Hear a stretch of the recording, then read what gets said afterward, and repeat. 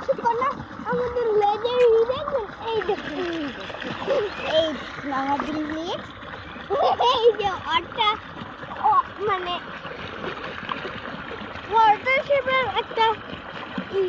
আমরা কারণ আমরা এখানকার স্পেশাল লেজ পেয়েছি কারণ এইটা আমাদের স্পেশাল লেজ আমরা এখানকার রানী তাই না বিদ্যুৎ চলে গিয়েছে।